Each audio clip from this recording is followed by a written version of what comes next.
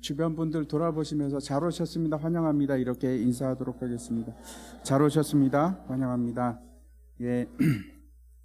오늘 우리가 살펴볼 내용은 폭풍 속에서 예수님께서 무리를 걸으신 너무나 유명한 말씀입니다. 예수님이 물 위에 걸으셨다 하는 것은 예수님의 상징과도 같은 사건이어서 기독교인뿐만 아니고 믿지 않는 사람들도, 일반 사람들에게도 잘 알려져 있는 사건입니다. 또 많은 사람들이 그 물 위에 걷는 것을 흉내내고자 수많은 시도들이 있었고, 역사적으로 그런 분들이 참 많이 계십니다. 제가 이제 그 뉴스 가운데 2014년입니다. 오래됐죠. 그 아프리카의 콩고에 있는 한 목사님께서 이런 말씀을 하셨습니다. 믿음만 있으면 물 위를 걸을 수 있다.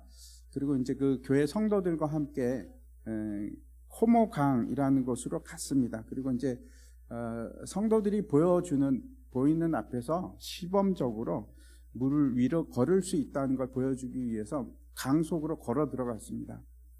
그리고 다시는 나오지 못하는 정말 비극적인 일도 있었는데 참 슬프기도 하고 웃기기도 하고 그런 얘기입니다.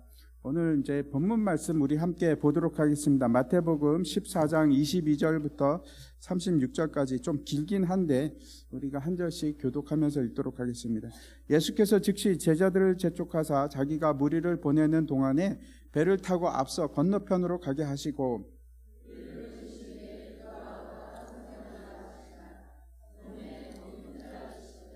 배가 이미 육지에서 수울이나 떠나서 바람이 거스름으로 물결로 말미암아 고난을 당하더라.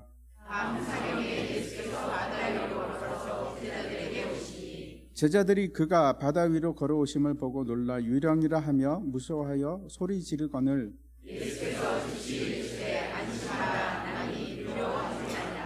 베드로가 대답하여 이르되 주여 만일 주님이시거든 나를 명하사 물 위로 오라 하소서 하니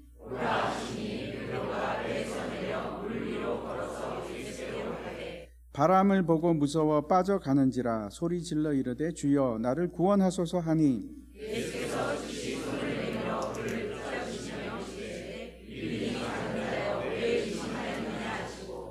배에 함께 오름에 바람이 그치는지라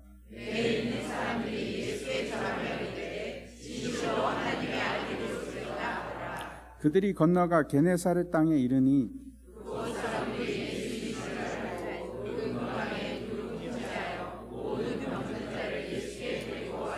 같이 읽겠습니다. 다만 예수의 옷자락에라도 손을 대게 하시기를 간구하니 손을 대는 자는 다 나음을 얻으니라. 아멘. 세상에는 두 가지 유형의 사람들이 있습니다. 하나는 폭풍을 향해서 걸어가고 있는 사람들이 있고 또 하나의 부류는 폭풍 속에 있는 사람들입니다. 언젠가는 우리가 지금 그렇지 않다고 할지라도 우리는 늘 그 폭풍 속으로 들어갈 수 있는 그런 일들이 벌어지는 사람들입니다. 우리 중에 나는 아무 일도 없고 평안하고 괜찮습니다 라고 하시는 분이 계신다 할지라도 언젠가는 그 평안이 깨어질 수 있습니다. 그리고 아무도 알 수 없는 일이 일어날 수 있습니다. 폭풍 속으로 들어갈 수밖에 없는 것이 우리가 삶을 살아가는 이 여정이지 않나 이런 생각을 합니다. 지금도 폭풍 속에서 앞이 보이지 않는 칠흑 같은 어둠 속에서 살아가시는 분들도 여기 계십니다. 예수님께서 마지막 잡히시기 바로 전날 제자들에게 하셨던 말씀이 있는데 한번 보시기 바랍니다. 16장, 요한복음 16장입니다. 이것을 너에게 이르는 것은 너희로 내 안에서 평안을 누리게 하려 함이라. 세상에서는 너희가 환난을 당하나 담대하라. 내가 세상을 이기었노라. 예수님께서 제자들에게 하신 말씀이기도 하지만 우리에게 하신 말씀이기도 합니다. 세상은 정말 바다 같아서 언제 어떤 일이 일어날지 우리가 예측할 수 없습니다. 늘 살아가면서 겪는 일입니다. 재정적인 폭풍이 불 때도 있고 때로는 사람들의 관계 속에서 폭풍이 일 수도 있고 때로는 사랑하는 사람이 죽음을 맞이할 수도 있습니다. 그리고 때로는 그 병이라는 폭풍이 우리에게 몰아칠 때도 있고 때로는 자녀에게 폭풍이 올 수도 있고 때로는 우리가 다니는 직장에 폭풍이 몰아쳐올 때도 있습니다. 오늘 이제 제목이 폭풍 속에서 들어갈 때, 폭풍 속으로 들어갈 때인데, 그 폭풍 속으로 들어갈 때 우리는 어떻게 해야 될까요? 우리가 지금 폭풍 속에 있으면 여러분 어떻게 하시겠습니까? 결론적으로 우리가 이 요한복음 말씀을 기억했으면 좋겠습니다. 세상에는 너희가 환난을 당하나 담대하라. 내가 세상을 이기었노라. 예수님께서 세상을 이기셨습니다. 우리에게도 동일한 승리가 주어질 수 있습니다. 예수님을 통해서 이 말씀을 기억했으면 좋겠습니다. 그래서 어떻게 하면 폭풍 속에서 우리가 버텨나갈 수 있을까, 지나갈 수 있을까 하는 말씀을 오늘 본문을 통해서 보았으면 좋겠습니다. 먼저 어떤 일이 일어나는지 우리가 이제 다시 말씀을 한번 간단하게 드리면, 지난 시간에 우리가 오병이어 사건을 살펴봤습니다. 놀라운 기적인데, 그 일이 끝나고 나서 그날 밤 저녁 이제 해가 저물 때에 예수님께서 제자들에게 그럽니다. 너희가 먼저 떠나라. 배를 타고 저 건너편으로 가라. 이렇게 재촉을 하십니다. 그리고 예수님께서는 혼자 산 위로 올라가셔서 기도하시는데, 이때 이제 문제가 일어납니다. 배가 그 제자들이 탔던 배가 앞을 전진하지 못합니다. 계속 바람 때문에, 물결 때문에 어마어마한 고생을 합니다. 노를 아무리 저어도 앞으로 나가지 않는 그런 일이 일어납니다. 이제 밤 3시가 넘어서 예수님께서 그 상황에서 물 위로 걸어서 배로 오십니다. 제자들이 깜짝 놀라지요. 생각해 보십시오. 밤 새벽에 누군가 배 위로, 바다 위에 있는데 걸어온다면 얼마나 무섭겠습니까? 놀랍겠습니까? 그걸 누가 사람이라고 생각을 하겠습니까? 그래서 이제 제자들이 그럽니다. 유령이다 이렇게 소리를 치는데, 예수님께서 나다, 안심하라, 두려워하지 말라 이렇게 얘기합니다. 그리고 또 다른 놀라운 사건이 일어납니다. 베드로가 주여 주시거든 나를 명하사 물 위로 걷게 하소서 라는 좀 황당한 이야기를 합니다. 요구를 하는데, 예수님께서 어떻게 하시는가 하면 오라 이렇게 받아주십니다. 그리고 이제 베드로가 계속 물 위를 걸어갔던 것은 아니고 바람을 보는 순간 두려워하면서 물속에 빠지게 됩니다. 그때 이제 예수님께서 손을 붙들어서 이렇게 세우시고 건져내시고 믿음이 작은 자여 어찌하여 두려워하느냐 이 말씀을 하십니다. 그리고 이제 예수님이 배에 오르자 폭풍은 그치고, 그리고 배는 게네사렛이라는 동네로 가게 됩니다. 그 얘기를 오늘 살펴보도록 하겠습니다. 이 사건을 이해하기 위해서 우리가 몇 가지 이제 의문점을 좀 해결할 필요가 있습니다. 생각해 봐야 되는 가장 근본적인 의문은 예수님께서 왜 물 위를 걸으셨는가 하는 겁니다. 예수님께서 쇼맨십이 있으셔서 물 위를 걸어가셨을까요? 사람들 좀 보여줄까? 내가 하나님의 아들이라는 걸 좀 보여줄까? 그래서 걸어가셨을까요? 그건 아닐 겁니다. 아니면 예수님께서 물 위를 걸어야만 하는 특별한 이유라도 있었을까요? 무슨 이유가 있었길래? 제자들이 지금 물속으로 빠져들 수도 있는 위험한 상황이라서 폭풍 속에서 그 배를 구하기 위해서 예수님께서 그 배로 가기 위해서 걸어가셨을까요? 예수님은 그렇죠. 어디서나 그런 기적을 일으키실 수 있을 겁니다. 그럼에도 불구하고 꼭 굳이 거기까지 가셔야 하나, 그런 생각을 우리가 또 할 수 있습니다. 아니면 또 다른 목적이 있었을까? 예수님께서 물 위를 걸어가셔야 하는 특별한 이유가 있었을까? 만약에 있다면 그것이 도대체 어떤 것인가 하는 생각을 했으면 좋겠습니다. 또 하나는 베드로입니다. 왜 베드로도 나도 물 위를 걷고 싶다고 그런 좀 황당한 얘기를 했을까요? 그 상황에서 나올 법한 얘기인가? 지금 폭풍이 물어치고 있습니다. 물결이 거센데 그 상황에서 어떻게 생각하겠습니까? 보통 같으면 예수님 빨리 배 위에 타시지요. 그리고 이게 좀 잠잠해졌으면 좋겠습니다. 예수님 좀 어떻게 해보십시오. 이렇게 하지 않겠습니까? 근데 그게 일반적인 생각일 것 같은데, 정말 엉뚱하게도 예수님 저도 물 위를 걷고 싶습니다. 저를 걷게 하십시오. 이렇게 이제 요구를 합니다. 그리고 예수님께서는 어떻게 하셨을까요? 어떤 생각을 하셨을까요? 야, 베드로가 이게 보통이 아닌데 이렇게 생각했겠습니까? 아니면 뭐 그걸 걷고 싶어 해. 그냥 가만히 있지. 이렇게 생각을 하셨을까요? 예수님께서는 우리도 물 위를 걷기를 원하실까요? 아니면 그냥 잠잠히 가만히 있기를 원하실까요? 그래서 세 번째 제가 묻고 싶은 것은 도대체 그날 밤에 어떤 일이 일어난 것인가? 도대체 이게 어떤 일인가? 이 사건을 통해서 예수님께서 우리가 알기를 원하시는 것은 도대체 어떤 것일까? 하는 생각을 오늘 이제 계속 우리가 살펴보면서 이 질문을 놓치지 마시길 바랍니다. 먼저 어떻게 해서 이 사건이 일어나게 되었는지 그 사건의 배경에 대해서 한번 살펴보았으면 좋겠습니다. 사실 이 사건은 오병이어 사건과는 뗄래야 뗄 수 없는 아주 밀접한 관계가 있습니다. 오병이어 사건은 그 물리를 걸으신 기적 사건의 동기가 됩니다. 그뿐만 아니고 이 둘 다 어떤 요소를 가지고 있는가 하면 저는 출애굽이 생각이 납니다. 이제 광야에서 한 사건이 일어났고 하나는 바다에서 일어났습니다.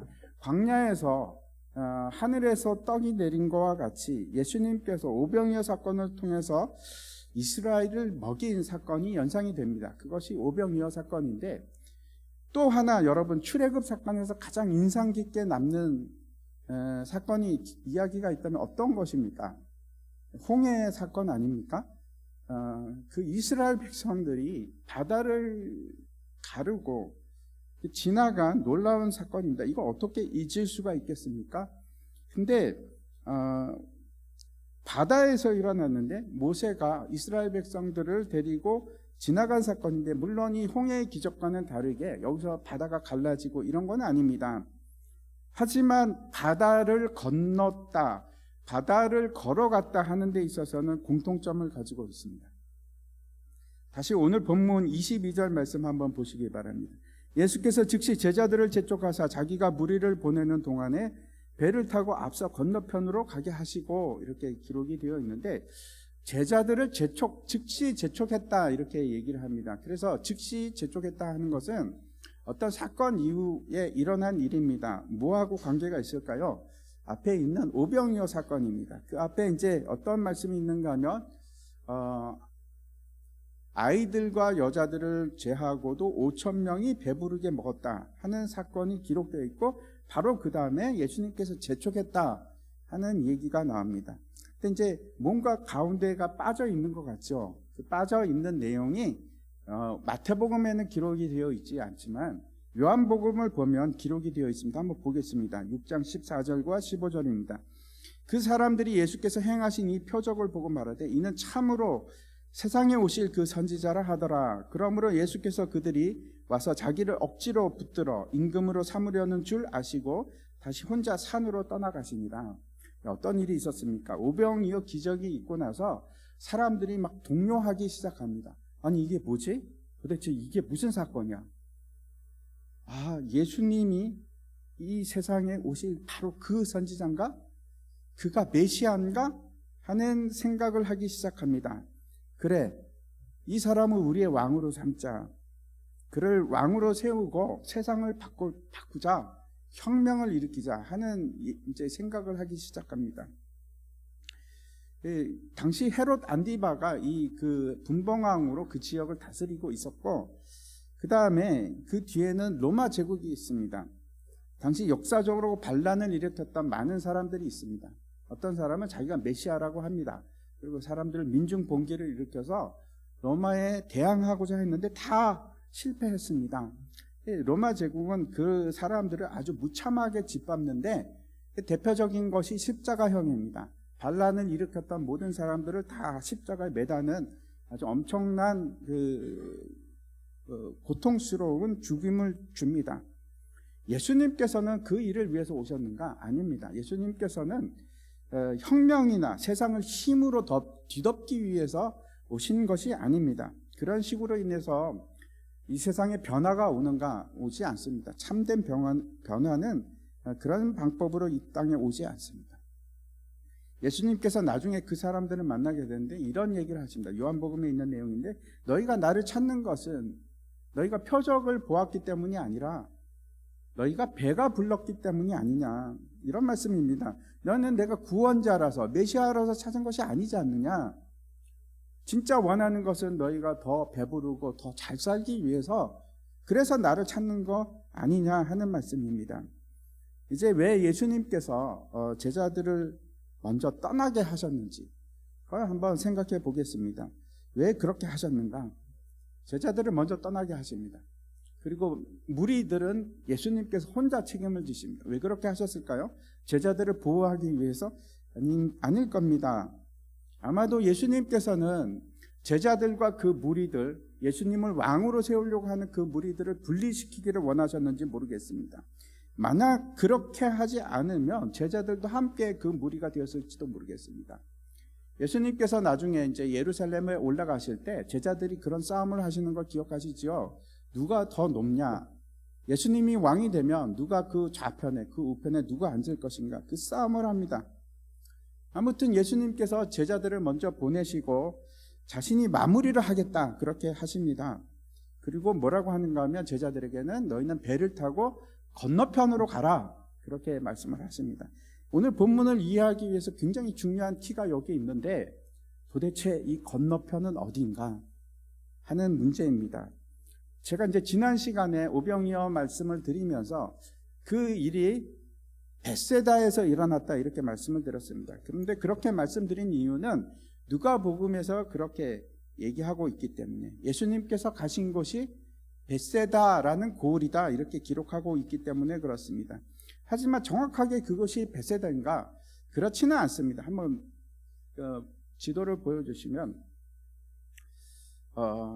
아무도 그 오병이어가 실제 일어난 곳이 어딘지 정확하게 아는 사람은 없습니다. 다 추측만 합니다. 근데 분명한 것은 벳세다와 가까운 곳입니다. 왜 그런가 하면 게네사렛에서, 가버나움에서 예수님과 제자들이 배를 타고 향했던 곳이 어딘가 하면 벳세다입니다. 그러니까 벳세다 근처에서 배를 댔을 겁니다. 벳세다 근처에서 배를 대고 높은 산에 올라가셨습니다. 그래서 제가 구글 맵을 통해서 높은 산이 어딘지 열심히 찾았습니다.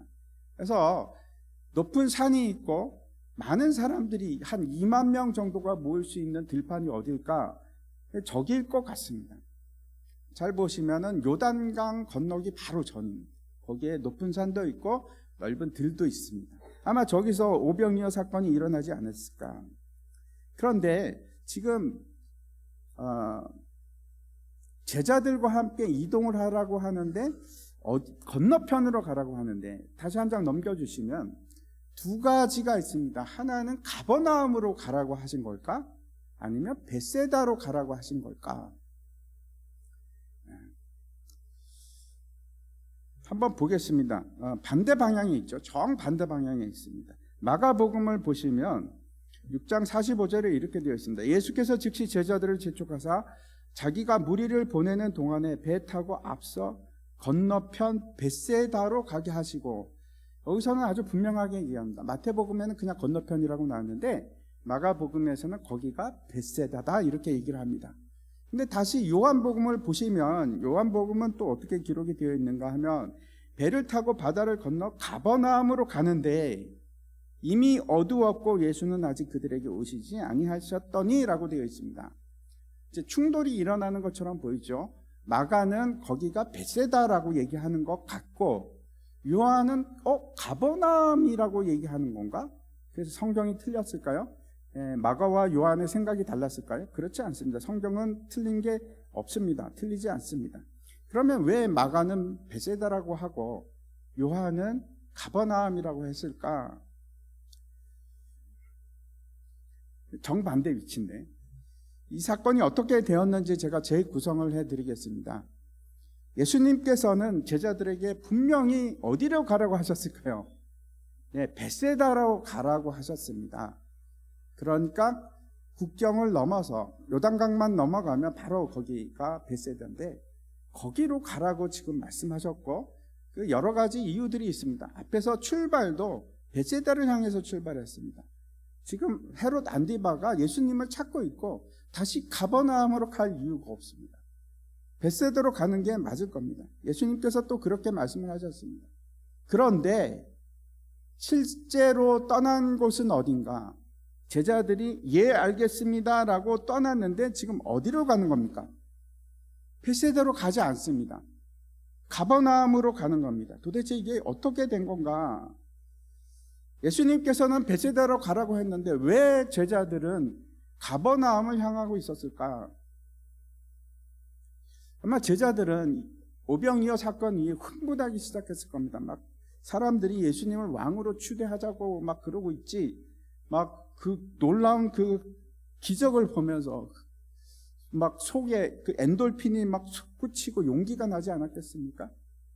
그래, 이거야. 우리는 다 됐어. 이제 드디어 하나님 나라가 시작하는 거야. 예수님께서 왕이 되는 거야. 이런 생각을 가지지 않았겠습니까? 다시 돌아가자. 가버나움으로. 거기가 우리의 본것인데 거기서 세를 규합하자. 사람들이 지금 일어나고 있어. 아마 그런 생각을 하지 않았을까 생각을 합니다.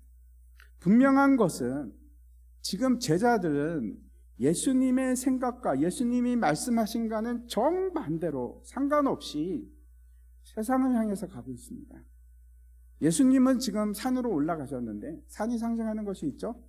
제자들은 바다를 향해서 갑니다. 성경에서 자주 바다는 세상을 의미합니다.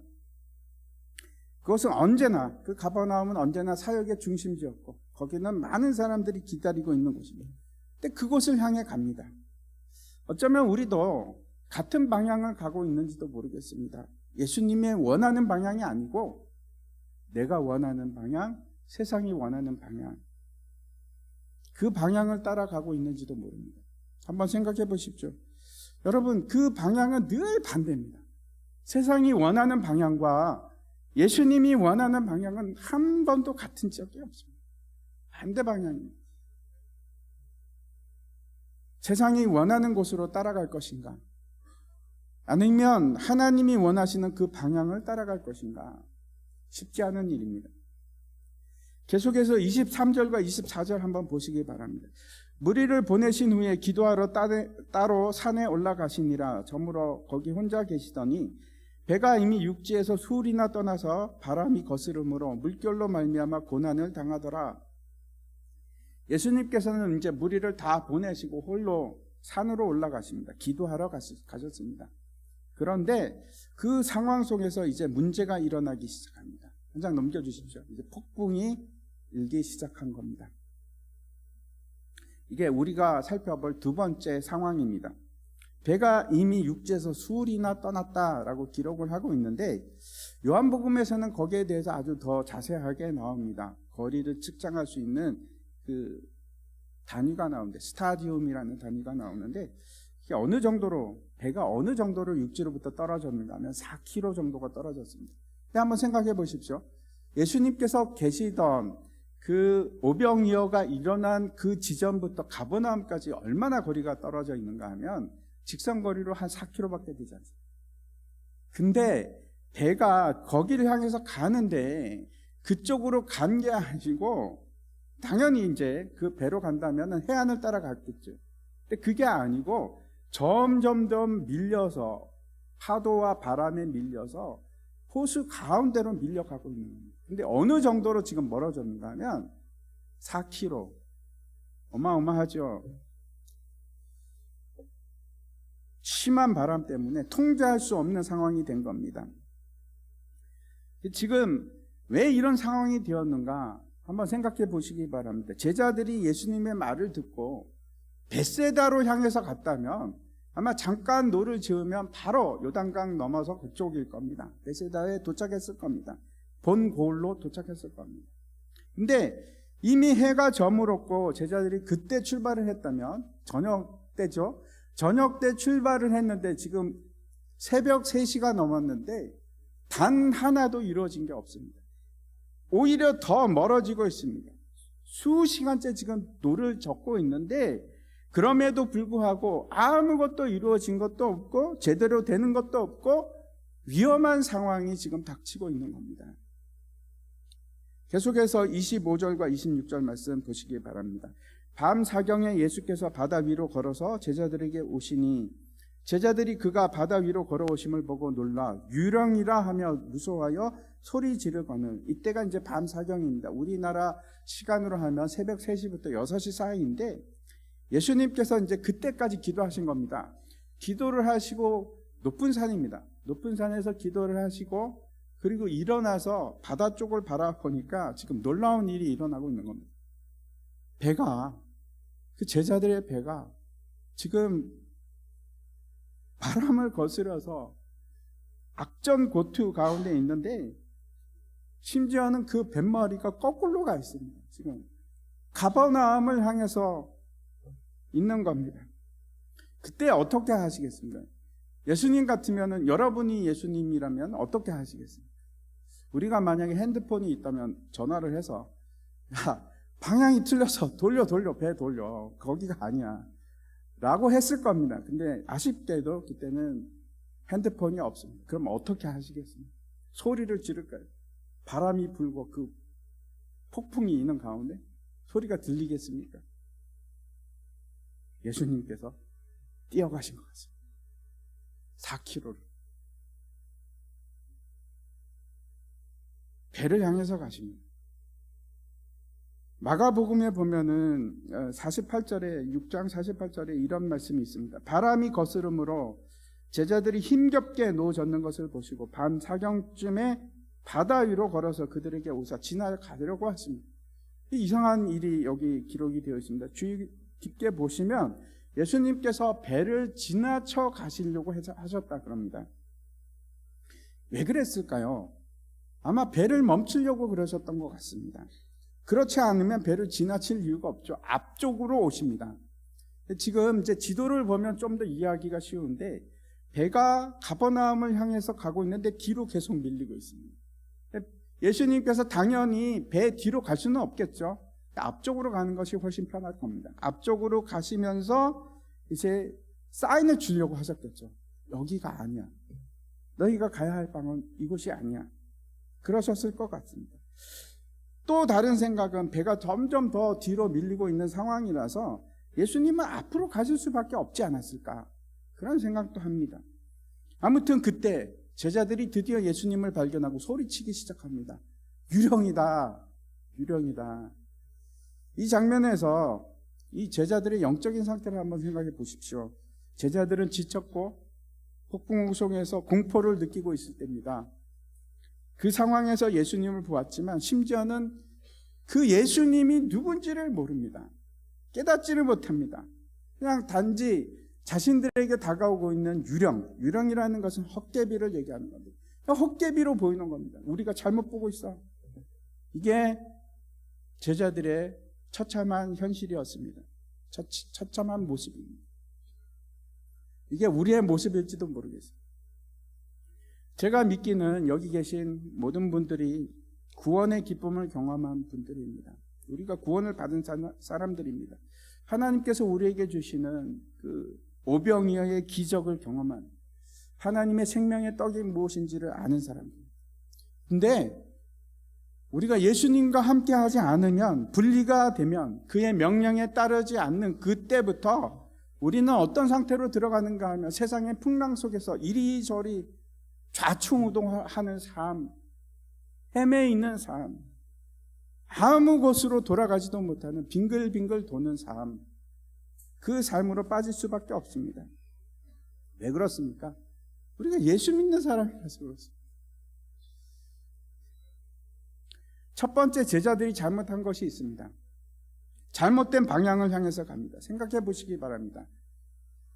하나님께서 우리가 가기를 원하시는 방향을 가지고 계신데, 우리가 가버나움으로 가고자 한다면 하나님께서 우리를 그냥 두시겠습니까?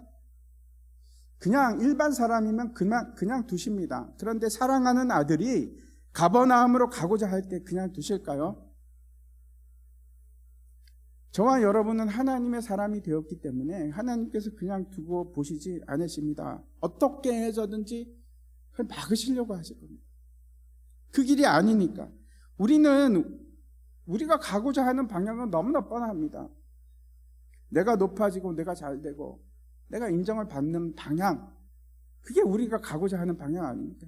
근데 하나님은 우리에게 소원을 두고 계십니다. 하나님의 깊으신 뜻을 따라서 우리 안에서 소원을 두고 행하십니다. 우리가 원하는 길이 아니고, 그 길이, 하나님께서는 그 길이 행복한 길이 아니라는 걸 알고 계십니다.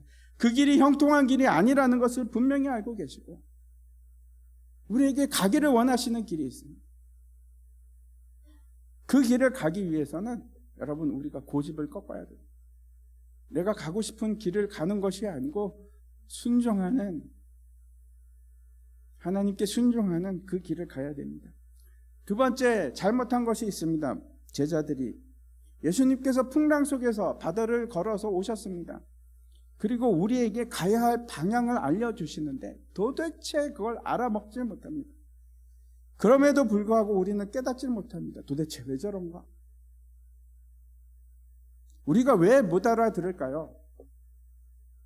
풍랑이 너무 거세기 때문에, 소리가 들리지 않아서? 어쩌면 예수님께서 가리키는 그 방향이 무엇인 것인지조차 모르는 겁니다. 그 방향은 여러분 성경에 너무나 분명하게 기록이 되어 있습니다.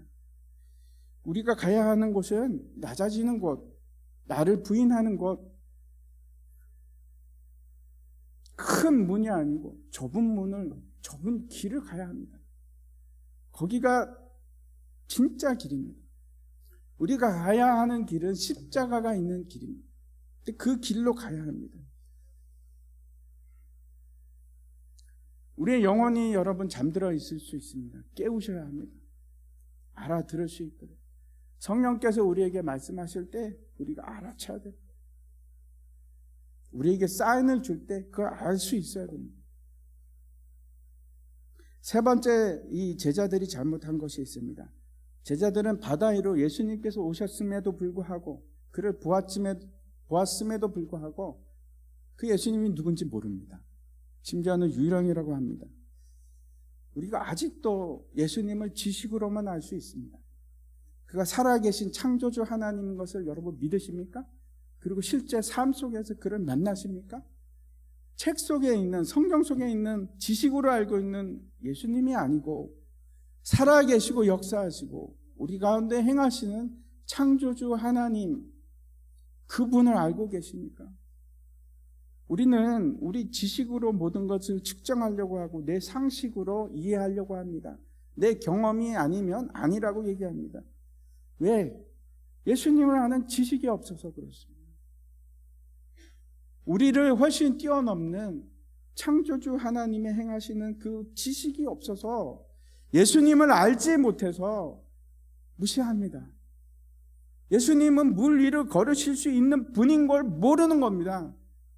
우리가 그렇게 지식이 짧습니다. 내가 이해하는 것만 맞다고 생각하는 사람들은 그렇지 않습니다. 예수님은 살아계시고 우리를 구원하시는 창조주 하나님이십니다. 그 예수님을 아셔야 합니다. 세 번째 이제 단계로 넘어가도록 하겠습니다. 베드로가 물 위로 걸어가는 사건입니다. 14장 28절부터 30절까지 제가 한번 읽겠습니다. 베드로가 대답하여 이르되 주여 만일 주님이시거든 나를 명하사 물 위로 오라 하소서 하니 오라 하시니 베드로가 배에서 내려 물 위로 걸어서 예수께로 가되 바람을 보고 무서워 빠져가는지라 소리 질러 이르되 주여 나를 구원하소서 하니 예수님께서 배 근처까지 오셨을 때 베드로가 예상치 못하는 말을 합니다. 예수님께 부탁을 하는데 나로 명하사 물 위로 걷게 하소서. 주님이시거든. 당신이 나의 주님이면, 나의 하나님이면 그렇게 해 주시옵소서. 그렇게 얘기를 합니다. 제가 이제 앞에서 질문을 드렸는데 베드로는 왜 이런 일을 했을까요? 물 위로 걷는 게 너무 신나 보여서, 너무 재미있을 것 같아서 그래서 그랬을까요? 베드로도 예수님처럼 폭풍에 흔들리는 배에 탄 사람이 아니고 상황과 조건을 모두 벗어나서 그것을 통치하기를 원하는 겁니다. 이 상황을 통치하는 사람이 되기를 원합니다. 폭풍에 승리하고 그리고 폭풍을 지배하는 자가 되기를 원합니다. 그리고 그 모든 것 위에서 평안을 누리는 사람이 되게 하소서. 내가 폭풍을 이기게 하시고 내가 물 위로 걷게 하시고 그 위에서 평안을 누리게 하소서. 베드로가 이제 그렇게 예수님께 요구를 합니다. 예수님께서 뭐라고 하십니까? 오라, 오라 이렇게 말씀을 하십니다. 그리고 놀라운 일이 시작되는데 베드로가 사람이 예수님만 물 위를 걸은 게 아닙니다. 베드로도 물 위를 걸었습니다. 오래 가지는 못했습니다. 사람이 물 위를 걸을 수 있는가? 그게 가능한가? 예, 가능합니다. 예수님 신뢰하고 예수님 바라보면 기적은 일어납니다. 우리 좁은 생각과 우리의 이성으로 이 세상을 이해할 수 없습니다. 우리가 아는 건 너무 작은 일부분입니다. 그걸 가지고 모든 것을 판단하려고 하지 마십시오. 우리는 어떤 사람인가 하면 땅에 충만하고 땅을 정복하고 모든 피조물, 모든 생물을 다스리게끔 그렇게 땅에 세움을 받은 자입니다. 그렇게 창조된 자입니다. 사람은 피조물을 창조하고 피조물을 통치하는 사람입니다. 다스리고 통치하는 사람입니다. 욥기에 보면 하나님께서 욥에게 이런 말씀을 하십니다. 네가 베헤못을 다스릴 수 있겠느냐? 네가 낚시로 니와 야단의 코를 깨어서 끌어낼 수 있겠느냐? 그리고 그를 종으로 삼을 수 있겠느냐? 그렇게 질문을 하십니다. 그러면 내가 너를 구원자로 인정하겠다. 이게 무슨 얘기일까요? 베헤못은 어떤 것인가 하면 그 바다에 사는 큰 짐승을 얘기합니다. 어떤 것인지 우리가 잘 모릅니다.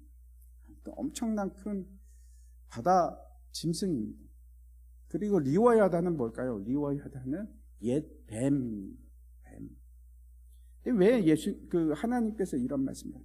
우리는 에스겔서에 나옵니다. 우리는 원래 이것들을 다 통치하던 다스리던 자였습니다. 아담이 에덴 동산에서 이 모든 것들을 다 다스렸습니다. 근데 그럼에도 불구하고 우리는 그 능력을 다 잃어버렸습니다. 왜 그렇게 됐습니까? 하나님께 불순종함으로 죄를 범함으로 그 능력이 그 권세가 사라진 겁니다. 구원을 이룬다는 건 또 어떤 거와 똑같은가 하면 우리가 그 통치자의 권세를 회복하는 거, 그게 구원입니다. 우리가 하나님의 대리인이 되어서 이 땅을 통치하는 자가 되는 거, 모든 상황과 모든 폭풍과 모든 어려움과 환난을 통치할 수 있는 자가 되는 거, 그걸 구원이라고 합니다. 어떻게 그렇게 할 수 있을까요? 이게 어떻게 가능해집니까? 예수님을 믿는 믿음으로, 그를 신뢰합니다. 믿음이라는 것은 어떤 것인가 하면 지도자에게 속한 사람이 되어서 그를 따라가는 것, 그것이 믿음입니다. 그게 히브리적인 믿음입니다. 이스라엘이 출애굽을 할 때 모세에게 속한 자가 되어서 홍해를 건넌다고 성경에서 기록합니다. 모세에게 속한 자가 되어서, 그 지도자에게 속한 자가 되어서 그와 함께 홍해를 건널 때, 그때 그걸 뭐라고 하는가? 믿음이라고 하는 겁니다. 우리도 마찬가지입니다. 우리가 해야 할 것은 그리스도에게 속한 자가 되는 것, 그 지도자를 따라가는 것. 로마서 말씀 한번 보시기 바랍니다. 6.3절과 4절입니다. 무릇 그리스도 예수와 합하여 세례를 받은 우리는 그의 죽으심과 합하여 세례를 받을 줄을 알지 못하느냐? 그러므로 우리가 그의 죽으심과 합하여 세례를 받음으로 그와 함께 장사되었나니 이는 아버지의 영광으로 말미암아 그리스도를 죽은 자 가운데서 살리심과 같이 우리로 또한 생명 가운데서 행하게 하려 함이라. 베드로는 예수 그리스도를 바라보고 그와 하나가 되었을 때 물 위를 걷게 됩니다. 그런데 그 마음이 다시 세상을 향해서 돌이킬 때, 바라봤을 때, 몰아치는 그 바람을 보았을 때 다시 물속으로 빠졌다. 예수님께서 하셨던 이 말씀을 기억하시기 바랍니다. 다시 14장 31절과 32절입니다. 예수께서 즉시 손을 내밀어 그를 붙드시며 이르시되 믿음이 작은 자여 왜 의심하느냐 하시고 배에 함께 오름에 바람이 그치는지라. 제가 왜 로마서 말씀을 드렸는가 하면 이거는 세례와 깊은 관계가 있기 때문에 그렇습니다. 세례가 어떤 것입니까? 세례는 물속에서 내가 죽는 겁니다. 내 옛사람이 죽고 그리고 새 생명을 가지고 물 위로 다시 살아납니다. 여러분은 어떻습니까? 물 위에 계십니까? 아니면 물 속에 계십니까? 믿음은 어떤 것인가 하면 예수 그리스도를 지속적으로 바라보는 것인데, 그리고 그에게 속한 자가 돼서, 다시 말씀드립니다, 그와 연합한 자가 되어서 이제 죽은 자가 아니라 예수 그리스도께서 부활하시고 다시 살아나셨기 때문에 우리도 그와 함께 물 위로 올라가서 새로운 생명으로 살아가는, 그것이 세례입니다. 이제 제가 말씀을 마치려고 합니다. 기적은 여러분 우리에게 반드시 필요합니다. 물 위를 걸어가는 기적이 우리에게도 필요합니다. 무슨 말씀인가 하면 물 아래 죽은 자로 살아가는 것이 아니고 예수 그리스도와 함께 연합해서 물 위에서 생명을 가지고 살아가는 자, 폭풍을 통치하고 모든 어려운 것을 이길 수 있는 자, 세상의 모든 피조물을 다스릴 수 있는 자, 그 힘이 우리에게 있다는 것이 아닙니다. 그 힘이 예수님께 있습니다. 그리고 그 예수님과 연합할 때, 하나가 될 때 우리는 그렇게 승리하는 자입니다. 제가 이제 말씀을 정리하겠습니다. 믿음은 첫 번째, 예수님께 순종하는 것을 말합니다. 그가 가라고 하는 것으로 가, 그의 말씀을 따라 사는 겁니다. 여러분, 예수 그리스도를 믿으시죠? 주로 고백하시죠? 주인이라는 것은 그분이 말씀하시는 걸 내가 안 듣겠습니다 하는 게 주인이 아니고, 예수 그리스도가 주인이라면 나는 그 말씀에 순종하는 겁니다. 그걸 믿음이라고 합니다. 그냥 입술로 얘기하는 게 아니고 순종하는 삶을 믿음이라고 하는 겁니다. 두 번째, 믿음이라는 것은 예수님을 아는 겁니다. 지식적으로 아는 것이 아닙니다. 우리 삶 가운데서 예수님을 아는, 그가 살아계신 하나님이라는 것을 아는, 내 삶 속에서 역사하시는 하나님이라는 것을 내가 아는, 글자 속에서 예수님을 보는 것이 아니고 살아있는 삶 가운데서 예수님을 보는 것, 그걸 믿음이라고 합니다. 그리고 믿음은 예수님을 바라보고 그와 연합하는, 하나가 됩니다. 그래서 그가 부활하십니다. 나도 부활합니다. 그때 기적이 일어납니다. 우리에게 계속해서 폭풍이 덮쳐올 겁니다. 예수님께서 임마누엘 하나님이 되신다는 것은, 그래서 우리에게 폭풍도 없고 환난도 없고 어려움이 없는 것이 아닙니다. 그런 것이 아닙니다. 임마누엘 하나님이 되시는 것은 그 폭풍 가운데서 우리와 함께 하시는 거예요. 그래서 우리를 승리케 하시는 걸 말합니다. 우리가 이겨내는 것, 우리가 통치하게, 하늘과 땅의 권세를 예수님께서 받으셨고 그 권세를 우리에게 위임하셨어요. 그래서 우리는 승리할 수 있어요. 여러분, 폭풍이 올 때 우리에게 필요한 것은 이 믿음입니다. 예수님을 바라보고 예수님을 의지해서 그와 함께 연합해서 하나가 되는 겁니다. 그때 세상이 감당할 수 없는 사람이 되고 우리에게 기적이 일어나겠습니다. 결국 배는 어디로 갔을까요? 벳세다도 아니고 가버나움도 아니고 떠밀려서 어디로 가게 되는가 하면 게네사렛으로 가게 됩니다. 다 함께 일어나셔서 우리 함께 찬양하도록 하겠습니다.